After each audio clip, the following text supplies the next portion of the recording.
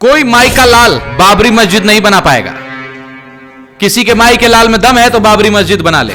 कान खोल कर सुन लो, इस भूमि पर कोई माई का लाल बाबरी मस्जिद नहीं बना पाएगा। वह हिमंता बिस्वा शर्मा भी गर्मा गए बंगाल पहुंचकर, कह दिया कि उनको लात मार मार कर बाहर भेजेंगे। और यह सीधा चुनौती ममता बनर्जी को है कि एक बार बीजेपी आने दीजिए, घुसपैठियों को पश्चिम बंगाल से लात मार मार के हम लोग निकालूंगा, लात मार मार के हम लोग निकालूंगा। ममता बनर्जी को क्या चाहिए? घुसपैठिया चाहिए, और घुसपैठिया का साथ ममता बनर्जी का इलू इलू है, आई लव यू है। विपक्ष के कुछ नेताओं का कहना है कि अगर बीजेपी सत्ता में आती है तो बंगाल में नॉनवेज पर रोक लगा सकती है। बीजेपी আসলে কি বলছে? মাছ খাওয়া যাবে না। बीजेपी আজকে মাছ খাওয়া যায় না। कामाख्या में बोली होता है कि नहीं होते हैं? आप लोग देखा है ना, बीजेपी आने का बाद बोली बंद हो गया है क्या? तो ममता जी क्यों बोल रहे बीजेपी आने से मांस मांस बंद हो जाएगा? बंगाल का चुनाव अब सिर्फ चुनाव नहीं रहा, ये नैरेटिव की जंग बन चुका है। कोई माई का लाल बाबरी मस्जिद नहीं बना पाएगा। किसी के माई के लाल में दम है तो बाबरी मस्जिद बना ले। जी हां, यह बयान अमित शाह ने दिया है। 19 में आपने मोदी जी को बहुमत दिया, मोदी जी ने बाबर ने तोड़ा हुआ राम मंदिर फिर से बनाकर जय श्री राम। और ये ममता दीदी उसके चट्टे बट्टे हुमायूं कबीर को कहकर कहती है कि बंगाल की भूमि पर वो बाबरी मस्जिद बनाएगी। मैं कहकर जाता हूं, हुमायूं कबीर कान खोल कर सुन लो, इस भूमि पर कोई माई का लाल बाबरी मस्जिद नहीं बना पाएगा। वह हिमंता बिस्वा शर्मा भी गर्मा गए बंगाल पहुंचकर, कह दिया कि उनको लात मार मार कर बाहर भेजेंगे। अब बंगाल की राजनीति में जबरदस्त गर्माहट देखने को मिल रही है। अमित शाह, नरेंद्र मोदी, हिमंता बिस्वा शर्मा और बीजेपी के तमाम दिग्गज नेता लगातार विपक्ष पर निशाना साध रहे हैं। क्या बंगाल की राजनीति में बदलाव होने वाला है? क्या 4 मई बंगाल फिर से ममतामयी होगा या फिर आ जाएगी भारतीय जनता पार्टी की सरकार?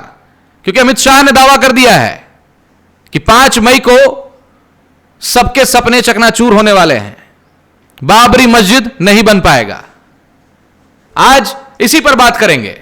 नमस्कार, मेरा नाम प्रियांशु झा है, आइडियल एक्सप्रेस न्यूज देख रहे हैं आप।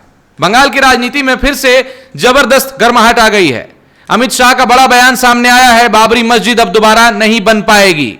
और यह सीधा चुनौती ममता बनर्जी को है। उधर हिमंता बिस्वा शर्मा भी गरज पड़े हैं। उन्होंने साफ कहा है कि भारत के मुसलमानों से कोई दिक्कत नहीं है, लेकिन घुसपैठियों से है और उनको लात मार मार कर बाहर निकालेंगे। देखिए ये वीडियो। सरकार नहीं बनेगा, यह बॉर्डर कभी सील नहीं होगा। सरकार नहीं बनेगा तो हर दिन घुसपैठी आते ही रहेगा। यहां वहां से घुसपैठी आएगा, यहां से फैंसी डल जाएगा, वहां से घुसपैठी आएगा, यहां से गौ माता जाएगा, यहां से स्मगलिंग होगा, उधर से घुसपैठिया आएगा और हमारा बंगाल को खा जाएगा। इसीलिए मैं हर सभा में बोलता हूं कि एक बार बीजेपी आने दीजिए, घुसपैठियों को पश्चिम बंगाल से लात मार मार के हम लोग निकालूंगा, लात मार मार के हम लोग निकालूंगा। देखो, हम लोग भारत का मुसलमान का खिलाफ नहीं हूं, हमारा खाली एक ही बात है, घुसपैठी नहीं आना चाहिए, घुसपैठी आना बंद होना चाहिए, बॉर्डर सील होना चाहिए। लेकिन ममता बनर्जी को क्या चाहिए? घुसपैठिया चाहिए, और घुसपैठिया का साथ ममता बनर्जी का इलू इलू है, आई लव यू है। वो बिना घुसपैठिया चल नहीं सकता है। सुबह भी उनको घुसपैठिया चाहिए, रात भी उनको घुसपैठिया चाहिए। किस लिए? घुसपैठिया का वोट से ही उनका सरकार बनते हैं। हमारा वोट से सरकार नहीं बनते हैं। किसका वोट से उनका सरकार बनते हैं? घुसपैठिया का वोट से उनका सरकार बनते हैं। अब इस पूरे मुद्दे में एक और नया एंगल जुड़ गया है। विपक्ष के कुछ नेताओं का कहना है कि अगर बीजेपी सत्ता में आती है तो बंगाल में नॉनवेज पर रोक लगा सकती है। इसी पर हिमंता बिस्वा शर्मा ने जवाब देते हुए स्पष्टीकरण दी है, यह पूरी तरह से गलत नैरेटिव फैलाया जा रहा है, बीजेपी का ऐसा कोई इरादा नहीं है। देखिए यह वीडियो, यहां पर हिमंता क्या कह रहे हैं। मुझे पहले बोलिए, आप लोग का कौन कौन असम गया है अभी तक? आप लोग गया है ना असम में? असम में कामाख्या मां होता है ना? होता है कि नहीं होते हैं? कामाख्या मां में बोली होता है कि नहीं होते हैं? आप लोग देखा है ना? बीजेपी आने का बाद बोली बंद हो गया है क्या? बंद हुआ है क्या? अभी बोली होता है कि नहीं होता है? असम का लोग मांस मांस खाते हैं कि नहीं खाते हैं? असम में लोग मांस खाए कि ना खाए? तो ममता जी क्यों बोल रहे हैं बीजेपी आने से मांस मांस बंद हो जाएगा? ये क्यों बोल रहे हैं? बीजेपी आने का बाद असम में कोई मांस खाना बंद किया है क्या? कोई मांस खाना बंद किया है क्या?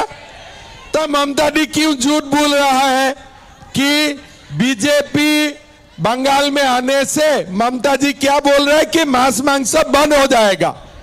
तो मैं ममता जी को बोलता हूं कि आप असम आइए, आपको बहुत बढ़िया मटन और चिकन खिला दूंगा मैं, है ना? तो असम में 10 साल का बीजेपी का सरकार है। कोई दिन कोई लोग आपको बोला है क्या मांस मांस बंद हो गया है असम में? किसी ने बोला है कि कामाख्या मां में बलि बंद हो गया है? नहीं बोला है ना? लेकिन ममता जी क्यों बोल रहे हैं मांस मांस बंद हो जाएगा?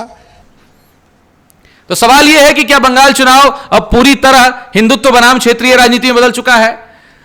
अब समझते हैं पूरा मामला। बीजेपी लगातार अपने नैरेटिव को मजबूत करने में लगी है, कोशिश कर रही है। एक तरफ धार्मिक मुद्दे, दूसरी तरफ बांग्लादेशी घुसपैठ का मुद्दा उठाया जा रहा है। यानी साफ है, बीजेपी इस बार चुनाव को नेशनल सिक्योरिटी, आइडेंटिटी के मुद्दे पर ले जाना चाहती है। ले जाना क्या चाहती है, लेकर जा रही है। आप देख रहे होंगे बंगाल चुनाव की गर्माहट अपने टीवी स्क्रीन पर, मोबाइल पर, सोशल मीडिया पर, हर जगह तहलका मचा हुआ है। वहीं दूसरी तरफ ममता बनर्जी और टीएमसी पूरी तरह अलग रणनीति पर काम कर रही है। उनका फोकस वेलफेयर स्कीम्स, महिलाओं का वोट बैंक और सबसे बड़ा बंगाल की अस्मिता। ममता खुद को बंगाल की बेटी के रूप में पेश कर रही हैं, जो बीजेपी के बाहरी नैरेटिव को काउंटर करता है। अब बात करते हैं ग्राउंड रियलिटी की। हाल ही में ओपिनियन पोल्स में टीएमसी अभी भी आगे नजर आ रही है।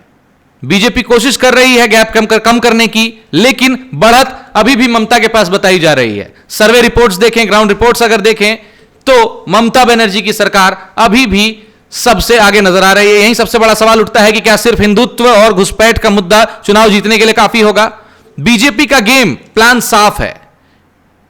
पोलराइजेशन, बॉर्डर इशू, नेशनल बनाम रीजनल की लड़ाई, लेकिन बंगाल में लोकल आइडेंटिटी बहुत मजबूत है और यही बीजेपी के लिए सबसे बड़ी चुनौती है। वहीं बाबरी मस्जिद की अगर बात करें तो बाबरी मस्जिद कोई माई का लाल नहीं बना पाएगा, इस तरह का बयान अमित शाह देते हुए नजर आए हैं। वहीं घुसपैठियों को लात मारकर बाहर भेज देंगे, हिमंता बिस्वा शर्मा कह रहे हैं।